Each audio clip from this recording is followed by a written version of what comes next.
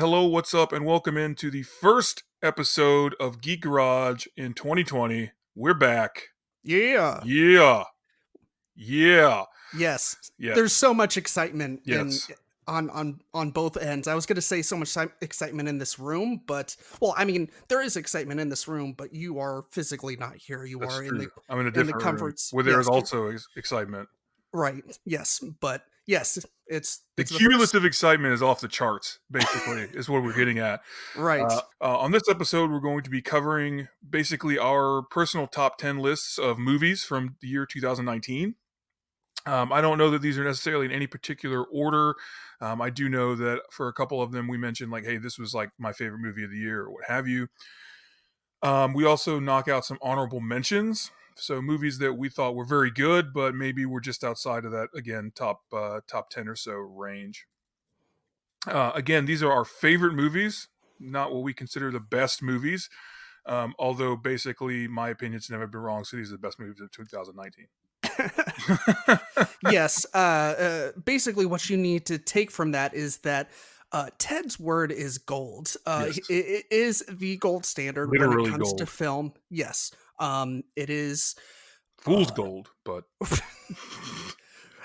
Ted, how can you expect our audience to take you seriously when you follow up everything with such backhandedness and self-deprecation? well, David, first, it's bold of you to assume that I expect them to take me seriously. You got me there. Yes, indeed. So yeah, I don't know. I'm excited. This Yes. episode was a long time in the making, a full year, of course. Hmm. I personally was on a huge crunch over the last 2 or 3 weeks, trying to watch as much stuff as I may have missed, just so that I could have a somewhat coherent and complete list. I God bless. personally, God bless that Regal Unlimited oh man, card. it got I got my money's worth out of it, basically. Yeah, yeah, for Um, sure. I would also say that for me personally, I feel like my list is woefully incomplete. There are so many movies that I wanted to see that I haven't had a chance to yet.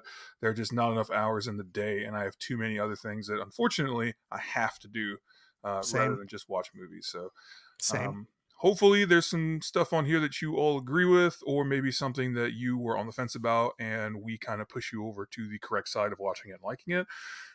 Or, maybe you learned about some new stuff that maybe you didn't know about, and you know, you do the movies thing we always talk about, where you watch them Yes, because movies make life better.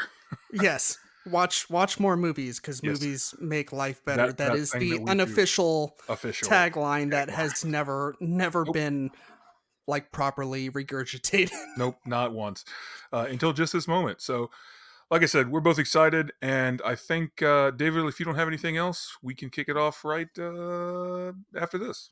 Yes, right after this. 5, 4, 3, 2, 1, 0. All engine running. Liftoff. We have a liftoff.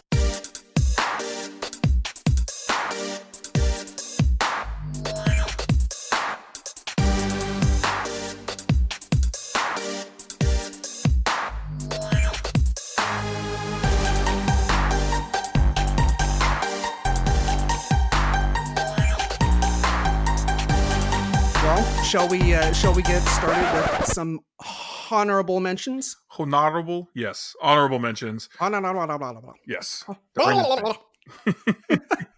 Sorry, I'm just a little bit ridiculous tonight. Mm, I'm also excited because my birthday is tomorrow, and no one cares, David. Get to the mentions. no, you know what? You're right. Like no one does care. It every year it is a pity party on my birthday. Like that is the party that I throw. It is a party of pity because I'm a grown ass man who still expects. You know what? We're gonna cut to the honorable mentions, Yep. just like you said. Yep. Just cut that whole segment. Right. Okay. So my first honorable mention, it almost made my 10 favorite movies of 2019 list, and it was Spider-Man: Far From Home. Like I said, it almost made it. I just didn't want to have more than one Marvel movie on there. Spoiler alert for my actual top 10 list. But yeah, I like I said, that wasn't the only reason. It's just Spider-Man has been and is one of my favorite comic book characters just in general. But it just didn't. This movie didn't quite have the legs to make it into my 10 favorites. So yeah, that's one honorable mention. Another honorable mention I have is Captain Marvel, yet another MCU film. Like I said, it's I really enjoyed the first Captain Marvel film. Looking forward to the second one, but kind of the same with Spider-Man. I just didn't want to have more than one MCU movie in my 10 list. Another one is Rocket Man. This movie was awesome. Really enjoyed Rocket Man. And then the last honorable mention I had was, I believe, the most recent movie that I saw of 2019, and that was Marriage Story.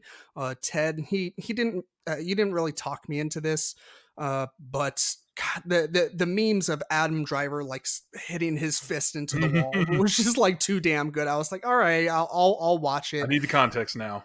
Yes, and I didn't do it just for the context. Like I definitely wanted to see that part. Turns out that was basically like one of the best, if not the best It's scene kind of in that whole in a movie. way kind of the pivotal scene, I guess. Right. Yeah.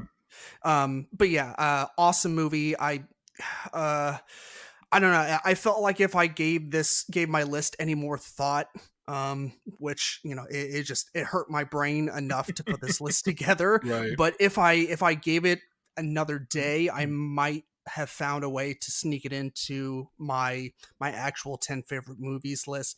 But for right now, it definitely deserves a spot in the honorable mentions. So, Ted, go ahead with your honorable mention. Sure. So my first honorable mention, like, let me preface this by saying, like you, I kind of went back and forth.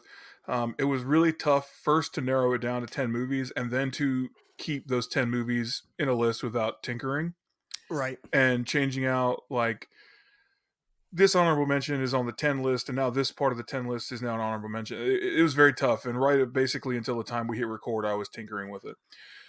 I will say that any of these movies, if you gave me 10 minutes or 20 minutes to think about it, could easily be on the top 10 list or the 10 favorites list. They just weren't quite. So anyway, with all that nonsense aside, my first honorable mention is Dolomite Is My Name, directed by Craig Brewer. This, of course, stars Eddie Murphy as Rudy Ray Moore. It is a biopic on Rudy Ray Moore, who popularized and made famous the character of Dolomite. It is not, I mean, it doesn't do anything you don't expect it to do. It's a very beat by beat story, but it's very well executed, and it's just very solidly acted, staged, etc. It just feels good. It's just a fun movie, right? Yeah, It's, and I I've, it's I heard really good things about it. I saw it come through my Netflix queue when it was first released, and I meant to check it out because duh, Eddie Murphy. right, But but I mean, it's not just Eddie Murphy. Like, it's got so many famous or semi-famous comedians and actors in it right, that are all very good in it. Wesley Snipes is in it, and okay, he has one of the better performances, not only of his career but of 2019. And it's just, again, it's not, this isn't like a genre-defying movie. It's definitely a comedy. It's definitely like a comedic biopic, but it's just so well done that I had to give it some props for that. nice, Next up is The Souvenir by Joanna Hogg. This is a semi-autobiographical tale of her life as a film student. Again, it's sort of fictionalized, but not really. It's kind of fictionalized, nudge, nudge, wink, wink. And it's just a tale about young love, or what youth thinks love is.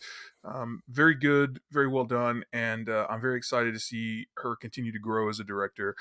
This is also getting a sequel because, like I said, it is sort of autobiographical, so it's going to be the next section of this character's life, which is sort of a fictionalized version of her, coming out, I believe, in 2020 or maybe 2021, early 2021. So we'll see. I'm like, again, I'm very excited to see how kind of where she goes from here.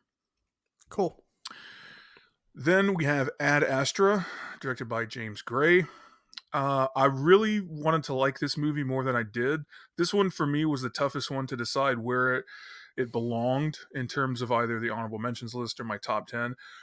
Brad Pitt is phenomenal in this. One of his best. He's been on a tear, basically, for the last like 10 years, I guess. Right. But especially in 2019, he had this and Once Upon a Time in Hollywood back to back, where he just crushed both of them. And there's such Mhm. different performances, such different characters. And really, this character that he plays in Ad Astra is very off type. So normally you think of Brad Pitt, you think of like charismatic, handsome. This is a very deliberate scientist or astronaut. It's just a very off type sort of character, and he does great with it. The main story is also very interesting. However, it just has too many parts where I was like, this is kind of dumb. Why did you do this? Yeah. So I unfortunately I couldn't quite put it in my top 10. Not that anybody gives a shit about what my opinion is, but that's just kind of where I landed. I do have two others, but since they are on your top 10 list, I will save those so that we can kind of have a little back and forth about those Okay. when you name them off. Okay. Right on. Okay. Sounds good. Okay, so I will start it off since you just finished your honorable mentions. So, starting my list, and once again, this is in really no particular order. We just decided to kind of, throw out the favorites instead of, top 10 or whatever, because you've had enough of the top 10 bullshit. Yeah. It's just so clickbaity. Whatever. Anyways, so I'd say this is my number one favorite movie. I'm not quite sure I'd like to see it one more time before I call it my favorite movie of 2019, but as of right now, it's pretty close up there. And that's Star Wars: The Rise of Skywalker. Ted, I know you can't really speak to this one personally because one, you haven't seen it, and two, you probably don't have any plans on seeing it That because is correct on both counts. you are not a fan of Star Wars. I I don't know why. It's not just for children. Mm, It, mm, I mean, if it is, then I guess I am a children. I concede. yeah. Whatever. But anyways, I love this movie. I know that we all thought, hey, the Last Jedi, probably the most polarizing Star Wars movie to date. I mean, collectively, everyone thinks that. Well, not everyone. The vast majority of everyone thinks that the prequels weren't good at all. The original trilogy is probably the best trilogy, as a trilogy in as a whole. But The Last Jedi was super polarizing. People either loved it or they hated it. And then Rise of Skywalker came out, and I have seen nothing but like either people hated it or they loved it. And so it might usurp The Last Jedi as the most polarizing. It doesn't really matter. What matters is what did you think? Don't listen to anyone else. Go see it for yourself. Like, and also if you spoiled it for someone, like, fuck you right in your mouth. Wow, Because there's a lot yeah, of hard opinions coming out right now. Star Wars tends to do this to me. It's just one of those things. No, I mean, I will say, though I haven't seen the movie, and again, don't really have any plans to. I 100% agree with what you said regarding, I guess, reading reviews or listening to people's opinions. Like, it's all good and it's all well and good to listen to other people's opinions Mhm. and all that. But at the end of the day, I think you hit the nail on the head. You need to decide for yourself whether or not you like the movie. Right. Don't let, just for example, just you or I, don't let one of our opinions sway you. Like if we say a movie isn't good or we say a movie is good and you think the opposite, like that's fine. That's the beauty of art is it's subjective. People get different things out of it. So Right. Yeah. very well said. Yeah. And I definitely mean it. I just that's even with that said, with me saying yes, I like to make up my own mind about movies. I did stay away from like the even the whole like, oh, Star Wars was awesome. Like I straight up logged out of social media um for 2 days before I got around to seeing the movie finally, because I didn't even want to see the I loved it or it was okay. Like, Ted, I know you and I had version of this conversation, but I kind of consider those spoilers, even though they're not spoilers. Mhm. Either way, yeah, love the movie. Ted, what is your first movie from your top 10 or your favorite? Yeah, God damn it, God. What are we calling this list again? no one knows. Uh, My it's an first movie. amalgamation. Yes, this amalgamation. Before I get into that, I think probably just in case we should throw out spoilers or a spoiler warning Oh, sure. Yeah, because good we did call. not do that because we're smart. I don't know, like I don't really plan to go into any spoilers, but just in case, something may come up accidentally Sure. as we gush about a movie that we enjoyed, a specific Right. scene or something like that, which we Yeah. actually, now that I think about it, already did with Marriage Story. Anyway, moving right along. The first movie I want to talk about is actually a documentary. I really originally planned to stick to just narrative or non-documentary, so fiction, films, Sure. in a sense. But I just could not leave this off in good faith, and that is Apollo 11, the documentary on, of course, the Apollo Oh, 11 okay. mission to the moon. Probably the most breathtaking movie-going experience I've ever had. I was fortunate enough to catch this in IMAX, Oh, yeah, that's right. and it was just like fucking life changing. Just like watching a shuttle take off or a rocket take off to the moon in IMAX was just like, oh my fucking god. Um, it was awesome for that reason. And also, just kind of on a personal note, I got to take my grandmother to see it, which I don't really know that she was as into it as I was, but that was still pretty cool in my opinion. That's cool. Yeah, it just shows in great detail what is basically mankind's greatest achievement to date. So, I definitely recommend that you watch it, and the soundtrack is fucking phenomenal as well. Yes. Did John Williams also score that? No, I do not believe so. But I would have been okay with that because he is the best part of Star Wars, and it's not close. I was actually looking up the documentary on IMDb because I remember it coming out, and I Mhm. remember us talking about going to see it, and then there was scheduling conflicts, and you ended up having to go see it yourself. So I was trying to figure out if it was out on DVD yet, but doesn't matter. Looks like it is because it Mhm. says watch on Prime Video. Anyways, is that all you had on Apollo 11? Yeah, I mean, just get a huge screen and a badass sound system, and then cry when you watch it because it's like mind melting. Well, I have all those, and I have tears for days because, You're if you soft. will, yes, if you will, I am a little bitch, and I Your word. have zero problem admitting that. Um, but yeah, that is neither here nor there. The next movie I have on my list is Motherless Brooklyn, and this was one of the more recent movies that Ted and I went to go see, and I actually really enjoyed it. I haven't seen a whole lot of noir, or as Ted corrected me, neo noir films. Actually, yeah, neo noir. Actually, yes, this apparently was of the neo noir persuasion or genre. Um, and of course, it starred Edward Norton and Bruce Willis and a bunch of other guys that you've seen before but don't quite know their names. Yes, a Had lot of character actors and that yes, guys. yes. It has that detective slash cop that's a cop in every movie. Yes. I think he was in the HBO show. Actually, coincidentally enough, I was just going to reference him in an HBO show. I think it might have been Vinyl or something where. I don't think he was a cop. I think it might have been a record producer. Anyways, but it has him, and then what's his name? That was kind of in.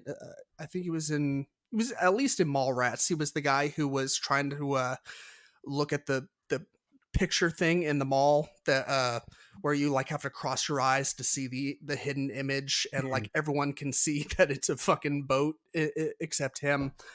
He's in it, but anyways, I really liked it. It was fun. I haven't had a chance to see a whole lot of neo noir films, so it was cool to see something different for a change.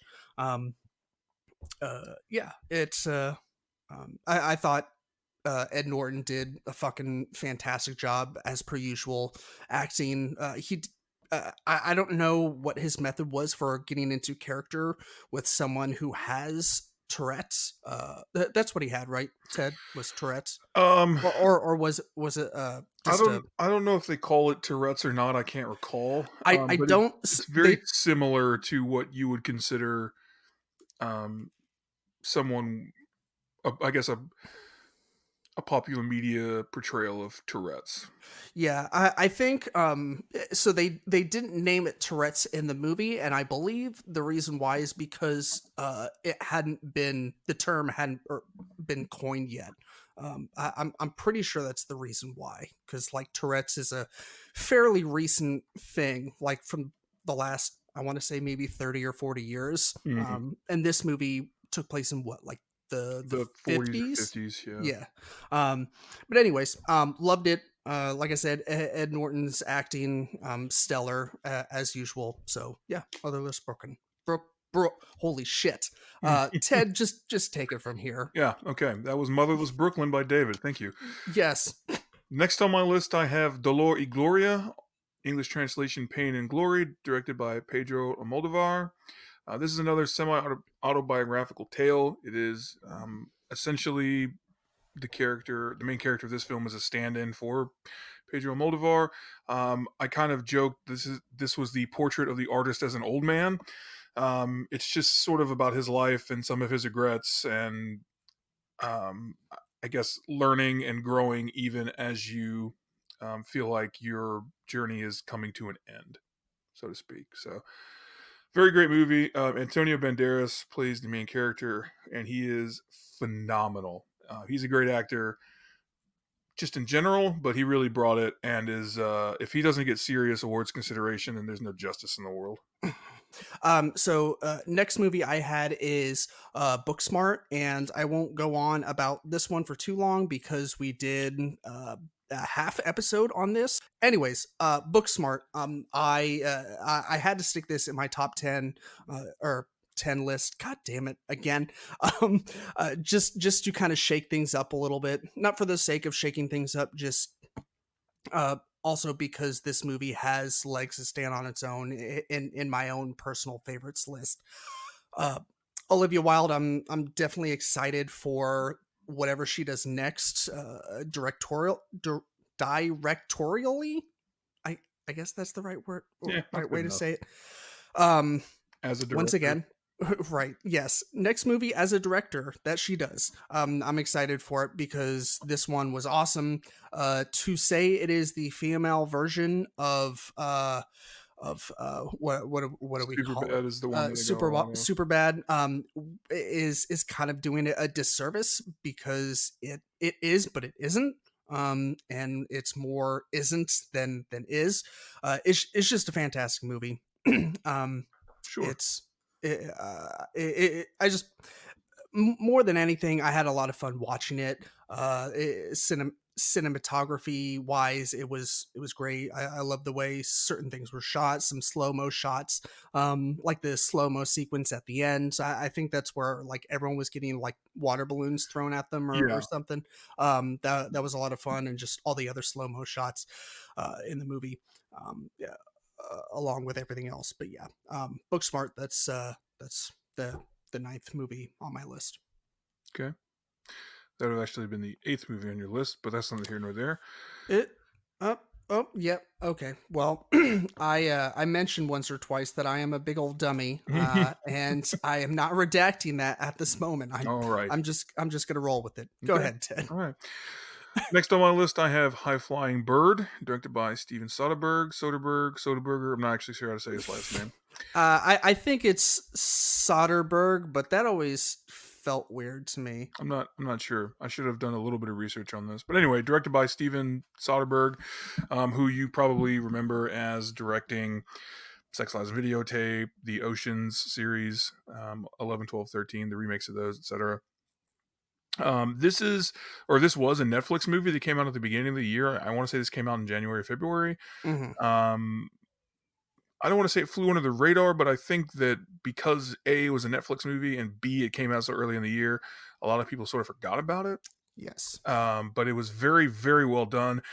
Soderbergh continues to do things with an iPhone that many directors wish they could do with a full crew.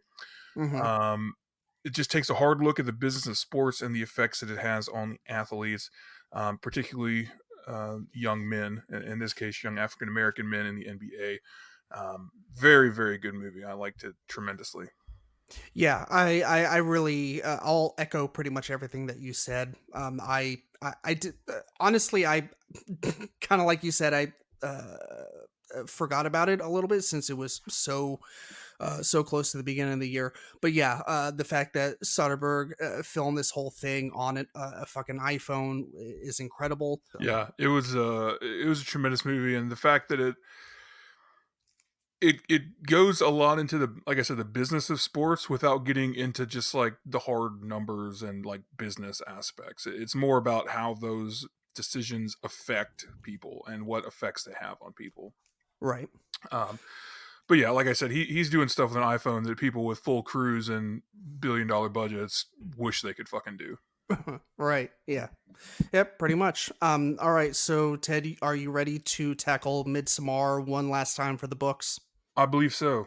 Cool. All right. Well, Midsommar is next up on my list, and Ted, like we said, it's on your list as well. This movie is the second film from Ari Aster, Hmm. and it was uh, it was interesting. Basically, just fuck me up, fam. Yes, in more ways than one. Yeah, If I don't think I've ran into too many people that didn't like this movie. I ran into a few people that really didn't know what to think, and I believe that's those fair. people. Yes, that is very fair. They also.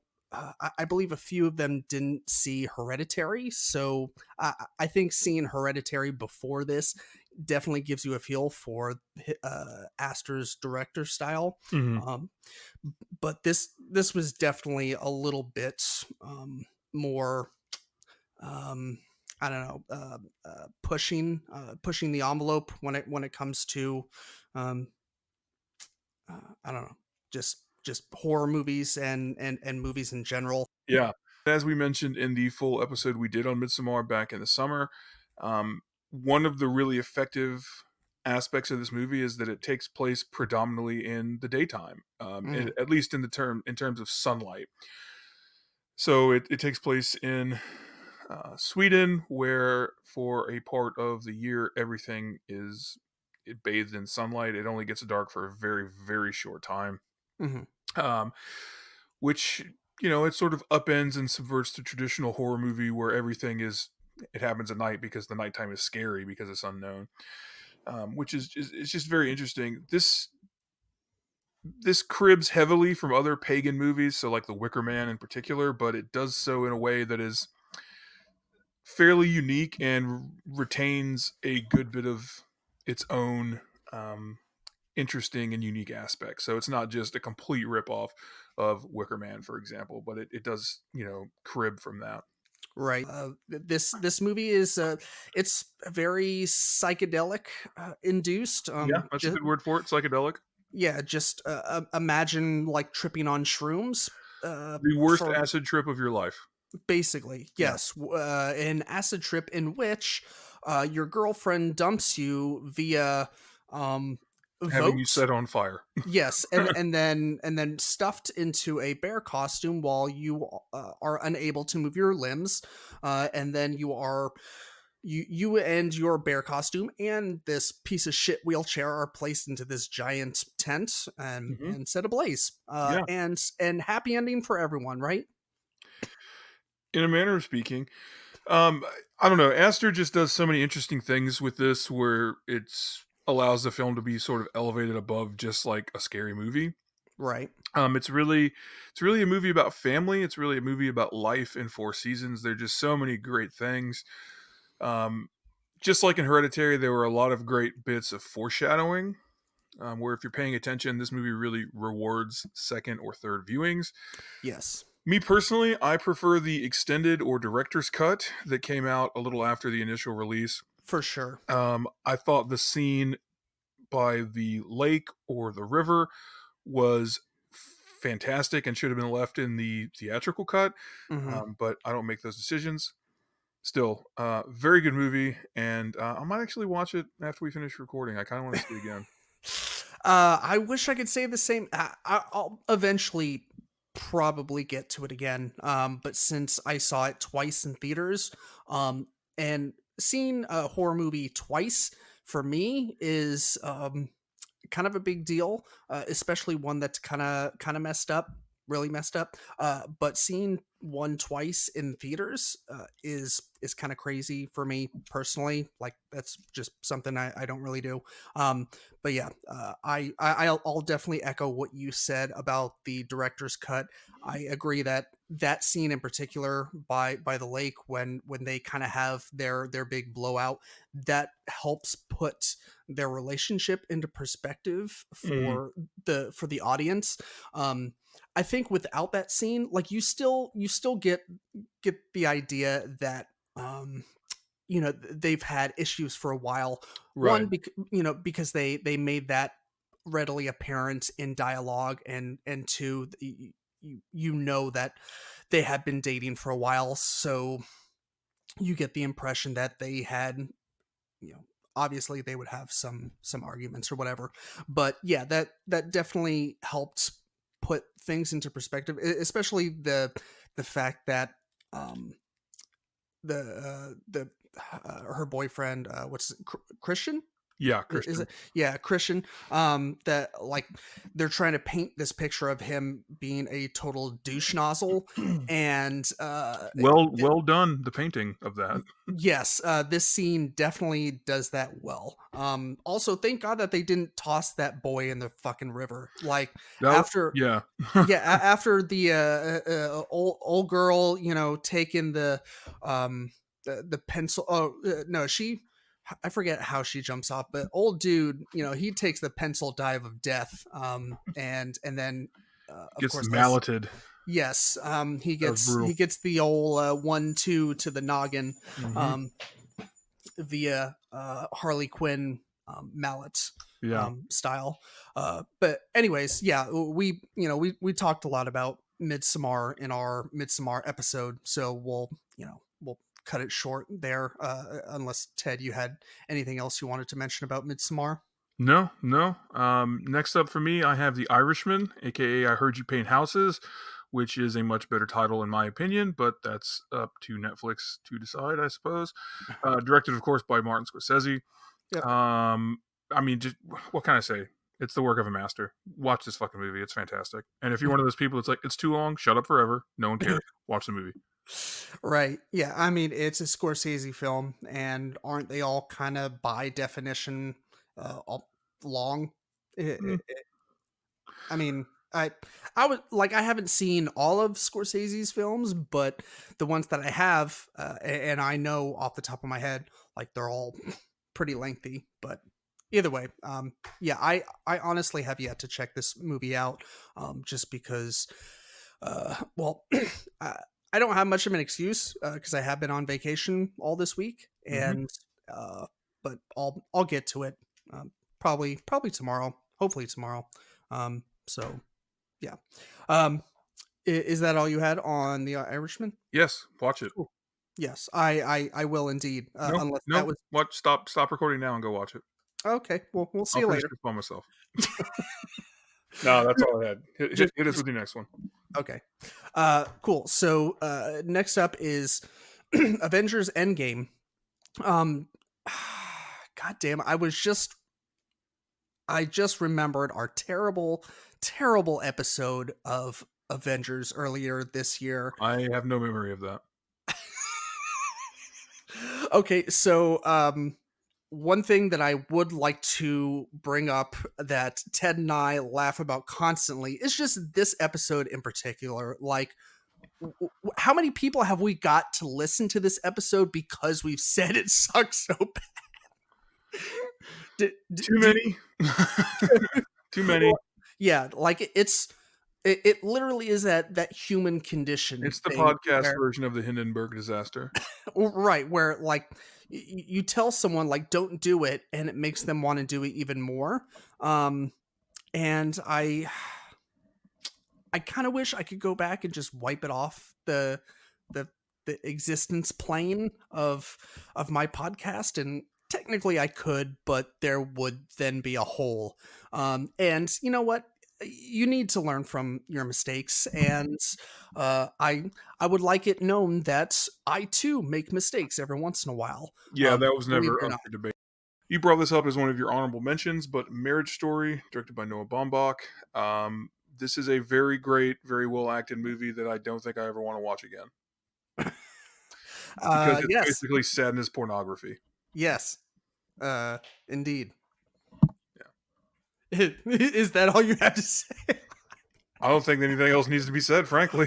I mean, yes, that like I thought the acting was incredible. Oh, it's tremendous. I mean, The Adam Driver is a phenomenal actor, and I think Scarlett Johansson is very underrated as an mhm, actor. I think most people just look at her and they're like, "Oh, pretty face," but she's actually very, very talented. She's a very good actor. for sure, So I think that a lot of people that watched it maybe were surprised by that because they're dumb and they should already know that if they're paying attention. But right. very good movie. Like I said, I don't know that I have the desire to see it again. I don't know that I'd recommend it to everyone. Mm. I believe my exact words to you when you told me you were going to watch it is, if I were married, I would avoid this movie like the fucking plague, because it just screams we're going to get a divorce if we watch this together. But teach their own. It's a very, very good movie, and I do highly recommend it with those caveats, I guess.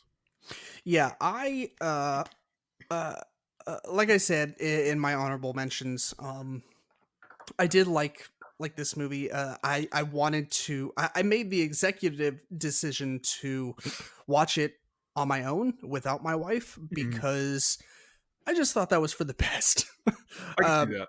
I mean, my wife isn't the kind of person uh, to 100% of the time instigate fights like they argued about this in the movie, and like just the typical bullshit that uh, a lot of guys talk about after certain movies where couples have arguments and they're like, oh, she was right in that instance, and then all of a sudden it instigates a fight in your real life marriage, and that's just the last fucking shit that you need. The reason why a lot of people have said like, hey, if you're married, like either watch this alone or don't watch it at all, like as a couple.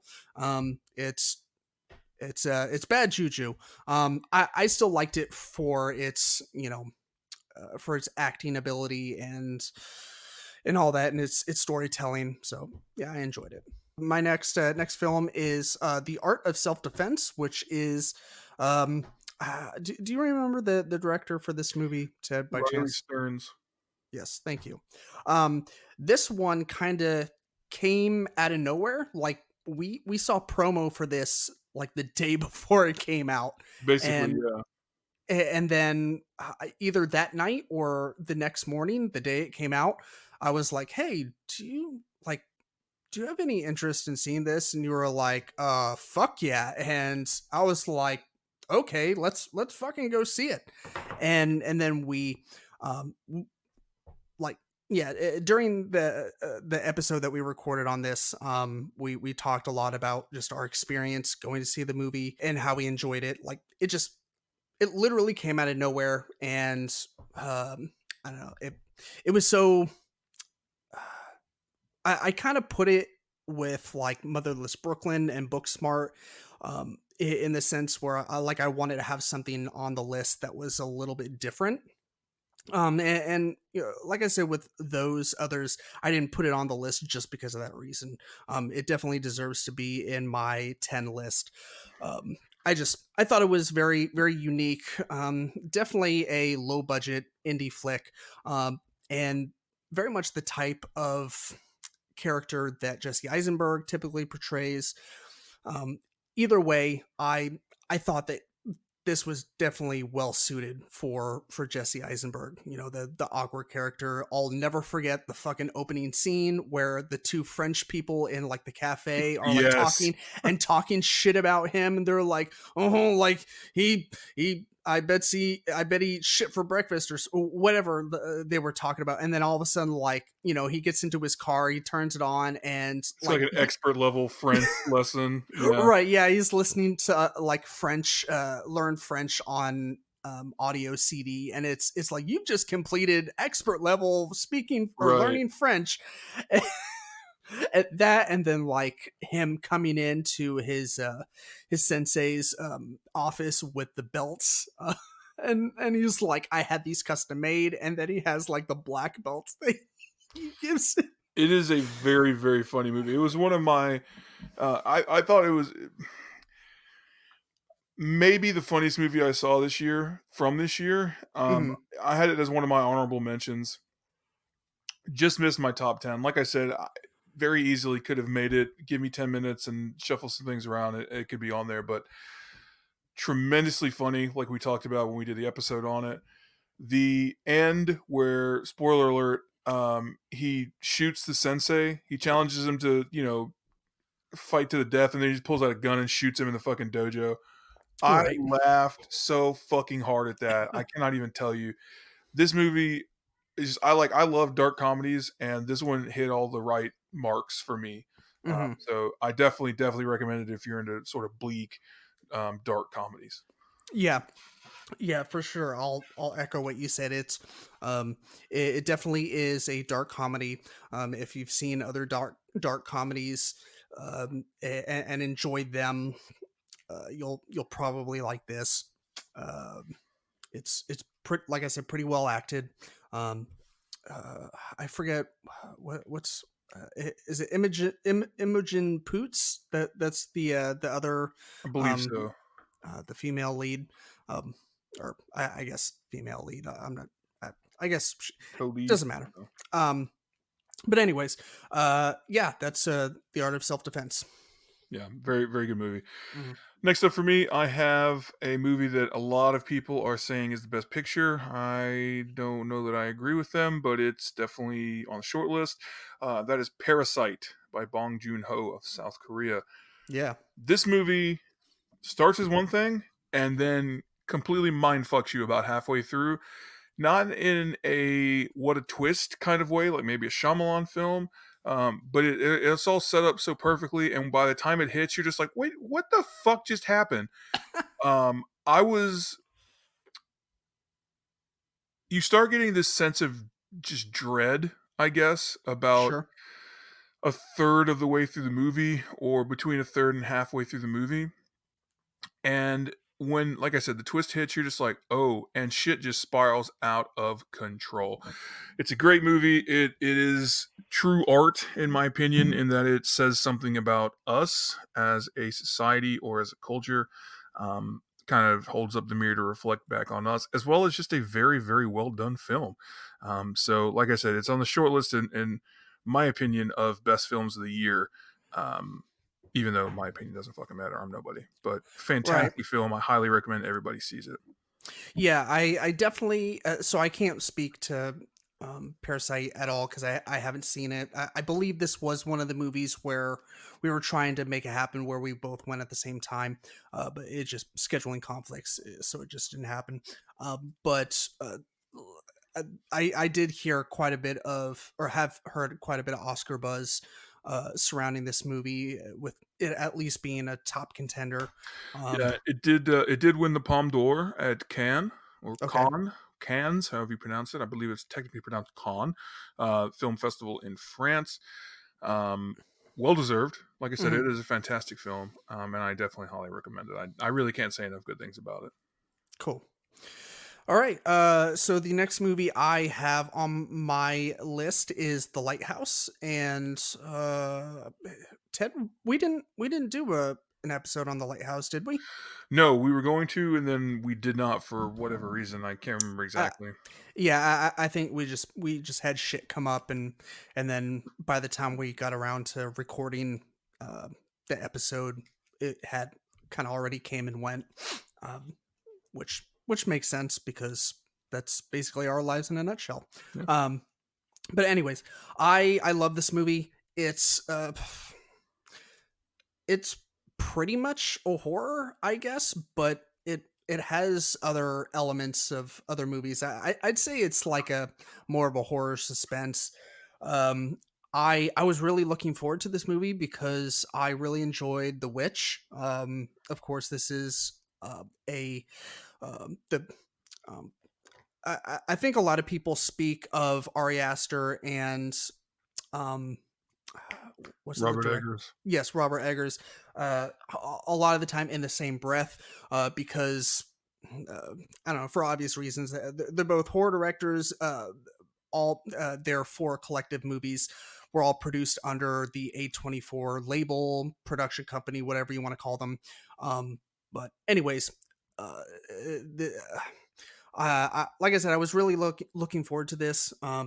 For several reasons. I wanted to watch Robert Pattinson just period in like a good movie because I knew he had acting chops. Like I just knew it, and I wanted to see him go up against the fucking crazy Willem Dafoe, and that is essentially what happens.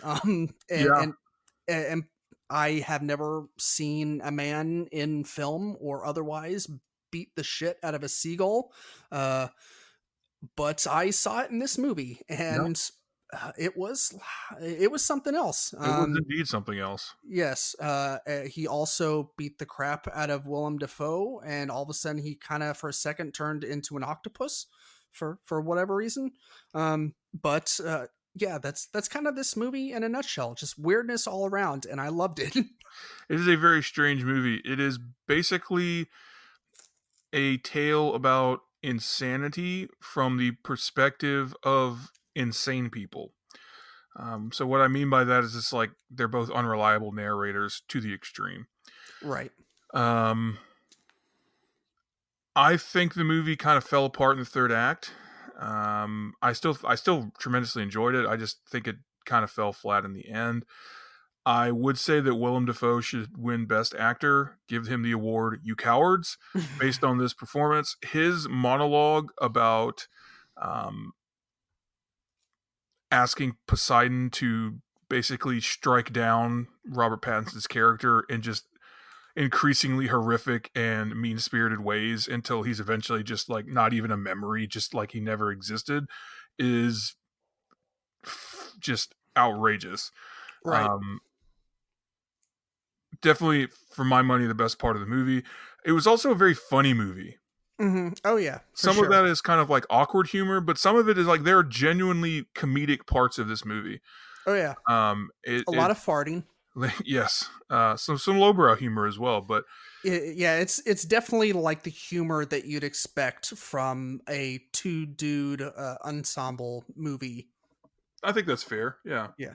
Um, yeah, uh, I I don't know if I agree with the whole like falling apart in the third act. I might agree with you a tad if I went back and rewatched it, which I definitely have plans to because I know there's some shit that went over my head, and plus I want to watch it with subtitles because just like The Witch, it's necessary with the subtitles, and I really wish we could have worked out something to get the subtitles and when we went to go see it in the theater. I know that's not possible, but yeah, the I don't know what you want to call the dialect that they were speaking. It was basically, you know, old people or olden times speak meets sailor speak, and only half of it was like comprehensible, and they were speaking allegorically a lot of the times, and um yes, so it was a little hard to follow at certain periods. So like I said, you know,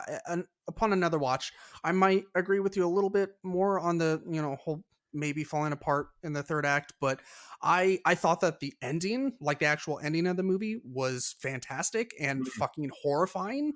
Like just the still shot, I don't know how long it felt, like forever, just the slow zoom on his face as he like laughs. it inverts? The Yeah, colors invert. Yeah, that yeah, was yeah, disconcerting. Yeah, right. In a word, and just the fact I can't remember what happens where like I think he like loses his balance or something, and then like falls down the stairwell. Falls out of the lighthouse. Yeah. Right, and then like just the next shot is just the seagulls plucking his eyes out, Yeah. and just eating him alive, and that's I thought that was a fantastic, not only ending to that movie, but just in general. Like I love it when horror movies just fucking go for it with the ending. Like, it's a horror movie, so it's not necessarily supposed to like tie everything up neat with the bow, like, and make you feel better about yourself. Like it's supposed to make you like shit your pants and worry about life in general. Um, and I didn't shit my pants, but I did worry about my life a little bit. Um, so yeah, I love it, and the fact that it was in black and white, and in, I don't know if it was 4:3 aspect ratio, but it was definitely the old school, like, I think it what, was like 1.31 to 1, which is very close to right. 4.3. Yeah, yeah. So imagine the old school, tube televisions. Hmm. For you young heads out there that are listening, you might not know what the fuck I'm talking about. But once upon a time, we had like color tube TVs Yeah. where like They weighed like 80 pounds. yeah, more than that, like, yeah, they were weapons of mass destruction. Like Basically. if you were able to launch them at someone They in do some some way. damage. Yes. Anyways, go ahead, Ted. I rambled on about the lighthouse for long enough. I'm used to it at this point. Good. Next up for me, I have Uncut Gems, directed by the Safdie brothers. In a word, this is probably the tensest movie I've ever seen. Basically, 5 or 10 minutes into this movie, I was leaned forward in my seat, and I was just like, "I'm gonna have a fucking heart attack watching this movie," because it just ratchets up the tension, second over second over second over second, until by the end of the movie, it's just like, "Oh my god, please something happen," because I cannot take any more of this, in a good way, right?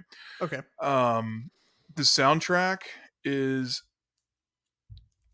uncomfortable, but in a positive way. So what I mean by that is the movie is loud as shit. I mean, everything is loud. It takes place in New York, so the city itself is loud. Adam Sandler is yelling at everything. He's a very loud character. The soundtrack is loud. It's just a loud movie. And that helps to ratchet up the tension and the suspense and just like the overwhelming sense of just dread that you feel throughout the whole film. No spoilers for this one because David hasn't seen it. I know he wants to, I appreciate that. but oh my god, watch this movie. But maybe take a Xanax beforehand. Or smoke a one of them jazz cigarettes. Yes, Um, whatever you're into, or if you're like me and you're not into any of that, just watch the movie and understand that you're probably going to die, but it'll be worth it. Right. No, I remember you telling me, and I've heard from multiple other sources that Adam Sandler's performance is definitely one of the best he's done recently. Um, Um, yeah, I honestly, I said give Willem Dafoe the Best Actor award, but I wouldn't be mad if they gave it to Sandler because he goes above and beyond in this movie. Like, there's literally a scene um, where he's losing his voice in the mhm. scene. He's just going balls to the wall throughout the whole thing. It's fucking incredible. Wow, crazy. Yeah, I this was another one of them scheduling conflicts where you, I think it might have been like the day before Christmas, or the night before Christmas, where you were going, and I couldn't make it out of the house. But yeah, I definitely want to check this out if you are still up for seeing it. Yeah, I'll see it Uh, again. one other time. I am ready to be heard again. Thankfully, we have a movie subscription service that's not like Movie Pass, where they Yes, it limit the works. amount of times that you are able to see a movie. Honestly, I don't even know if Movie Pass is still around. I haven't looked I at know their it's web. dead to me, so that's all that matters. It is dead to most people. Yeah, it might I just be dead. yes. I'm gonna go look that up afterwards. But anyways, so next movie I have is Joker. This we definitely did an episode on this. So there's really not a whole lot else to say about it. if you want our full recap of this movie with both my and Ted's opinions, definitely go back and listen to that one. But yeah, this is high up on my list. I thought so. I don't know if this has to do with me not being fully invested in the Joker character, his history, what he means to um, DC Comics and Batman and comics as a whole. The fact that they gave him a backstory in this movie, I didn't have a problem with that, Ted. Like I know you and like basically a billion other people said that they took a bit of an issue with this. Like it wasn't the breaking or tipping point for this movie, that they were just like, oh fuck this, I'm out. But it definitely was, you know, a strike in the negative column, however you want to put it. For me, wasn't a huge deal. I totally get the argument, but yeah, either way, I loved the movie. Uh, I thought it was shot really well. One shot just always sticks out in my mind. It's towards the beginning of the movie when he's like heading into town on the subway, and it's like the subway is just shooting right up the center of the screen. It's like centered in the shot. I just that and then like the shots of him like dancing after he shoots the couple of Wall Street guys in the subway. Just there's just so many great shots in this scene, and that's probably the best thing I have to say about it. Of course, Joaquin Phoenix's acting is brilliant, like usual. He fucking brought it in this movie, and I'm definitely excited for this one to. I don't know if it's out on DVD yet. If it is, I may go pick it out. If it isn't, I am definitely looking forward to that. So yeah, that's the Joker. Wow. I'm gonna be nice, so we'll just move on to the next one. You definitely have a place in your heart for that movie, and I don't want to ruin that. So, Merry Well, I mean, Christmas. we already did the episode on it, and I know your feelings. Like, I mean, you didn't hate it, right? I'm starting to lean more that way. All But, right. Well, I but anyway, mean, that's neither here nor there. yeah. We're down to the last two, and these luckily are my two favorite movies of 2019. And I as well. Which one should we do first? We did Uh, episodes on both of these, but I feel like I could talk a lot more about both of them also. let us. So, hmm. I don't know. I would say let's flip a coin, but I don't have any coins on me. I'm just going to make the executive decision here. Go for it. Next on my list, my 1B movie, favorite movie of the year, Once Upon a Time in Hollywood, directed by Quentin Tarantino. Yeah. This movie is his masterwork. I have thought about this. I said this on the episode I was going to have when we recorded about this film. I said I'm going to really have to think about where this ranks in terms of his output, and I think this may have finally done the impossible and unseated Jackie Brown as my favorite Quentin Tarantino movie. It's just like a warm blanket, man. It just feels good. Every single piece of this movie fucking works. Stuff that you think wouldn't work works. Mm-hmm. There's one point where Cliff, played by Brad Pitt, goes to the Manson, where the Manson family is staying at Spawn Ranch, and suddenly it becomes a horror movie where it's Right. shot like a horror movie, edited like a horror movie, and it comes out of nowhere. Yes. The dread I felt during that scene.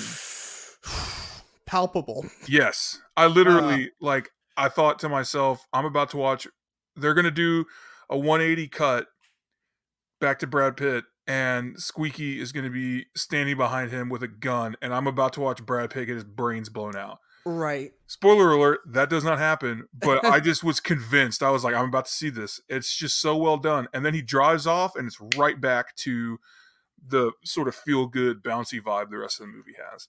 Right. And I was just like, you motherfucker geniuses. How the fuck? No, seriously, like that whole sequence of him at Spawn Ranch, I was filled with this overwhelming, like overflowing sense of dread, and everyone else in the theater was too. Like we were pretty much in a packed theater, as I recall, and like I remember looking down, and like everyone in our fucking aisle was like leaning forward in their seats, just like you said you were for Uncut Gems, and Yeah. I was like, like I'm glad I'm not the only person Yeah. who thinks this is the most tense Puckered up fucking real scene. tight. Yeah, right, Yeah.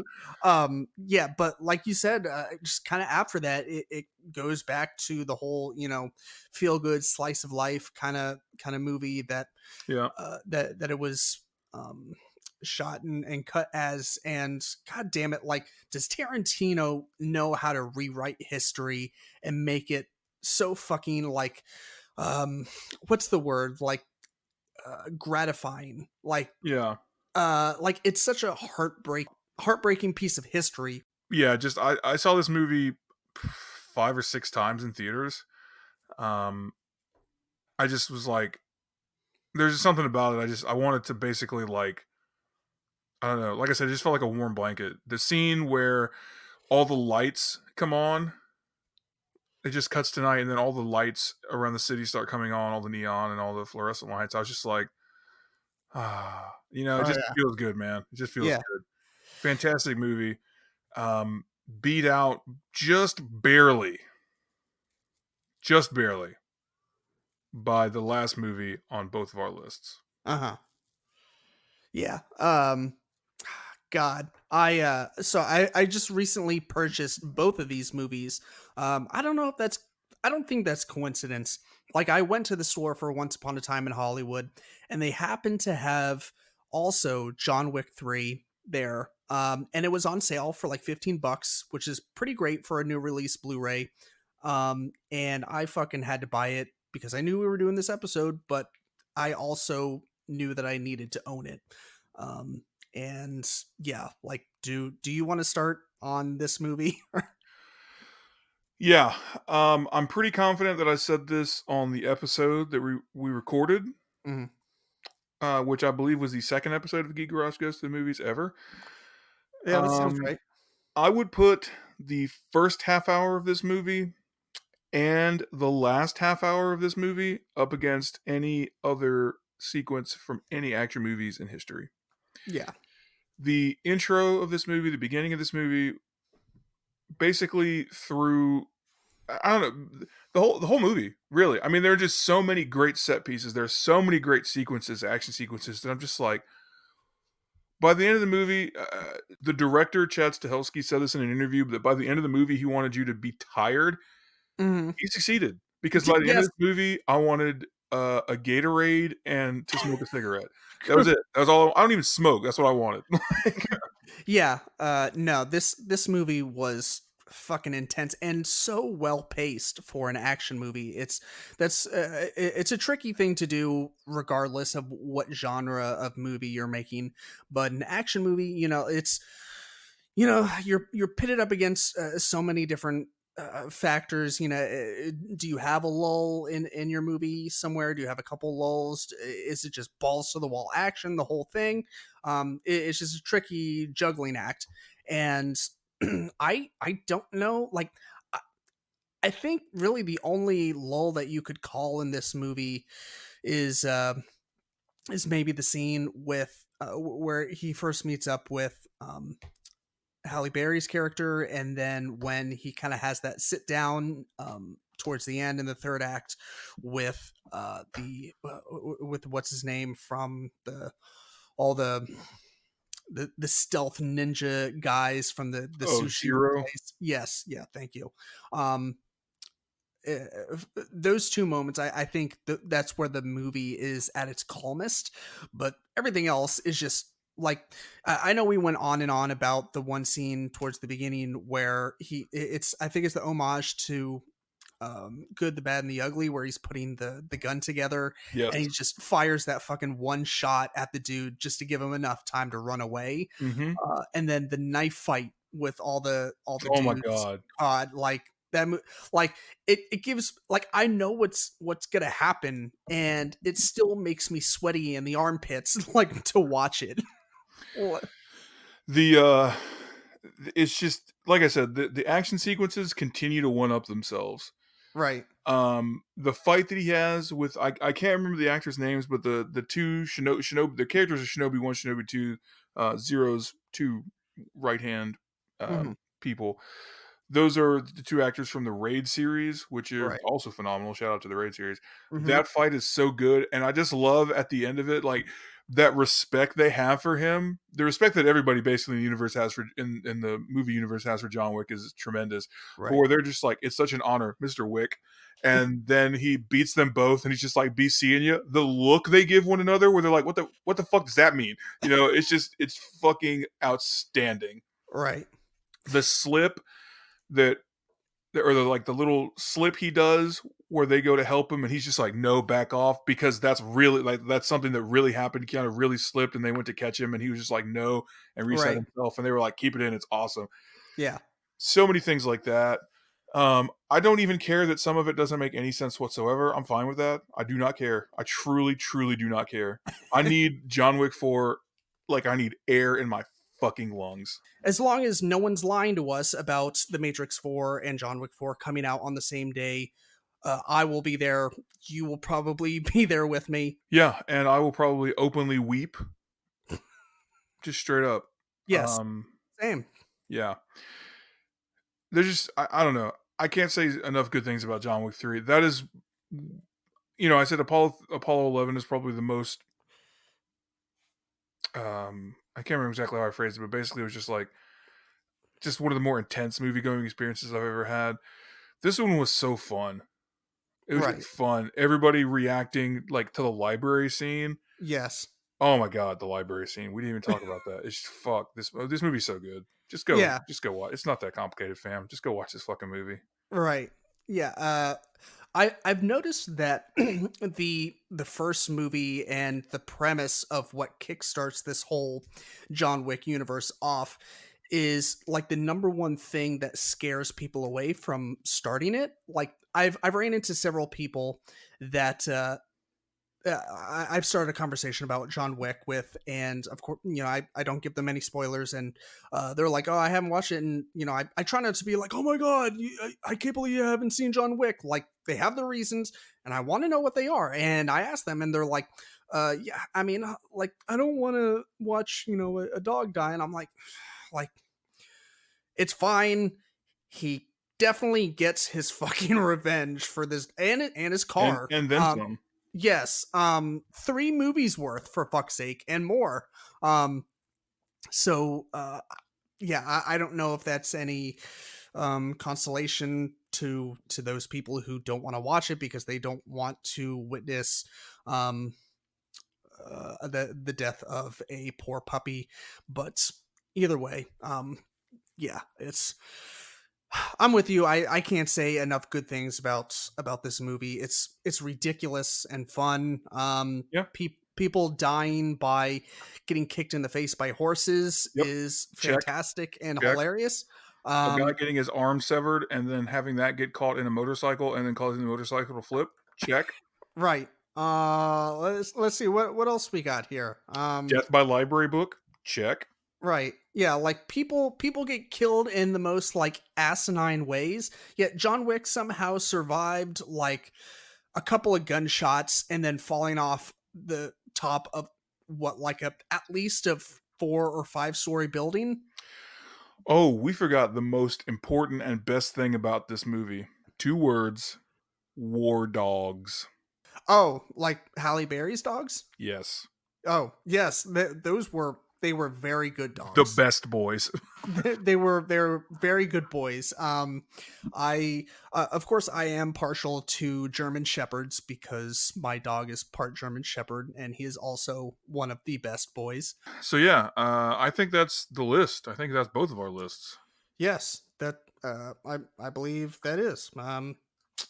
It's 2019 was it was a pretty decent year for movies. It was, in fact. Lots of good surprise movies that we didn't see coming, like literally.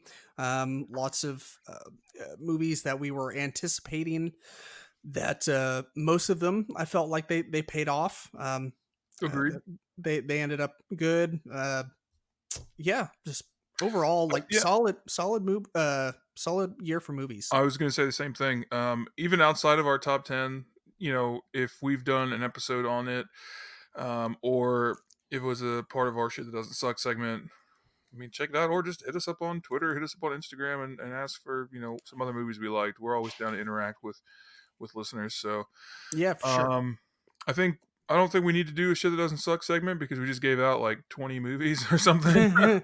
Sure, that's fair. So Even though, like on our previous episode, we did say that we were going to do like a shit that doesn't suck, or okay. like a All plug. right. So for this episode, my shit that doesn't suck is any of the movies we literally just spent over an hour and a half talking about. Same, bro. Yeah. So watch any of them. They're great. There's something I think whether we consciously did this or not, I think there's something on the list for everyone. Yeah, for sure. If you're into superhero movies, David has that covered. Star Wars stuff is on there. Some more serious, dramatic stuff I have, or just watch John Wick. Really, that's the answer to life. Watch John Wick. Just watch John Wick. So, yeah, I think that about sums it up. That about wraps it up. So, as we discussed earlier, the tagline is to do the movies thing. Watch more of them because they do the life make better. Yes, that is it. Cut, print, I'm out.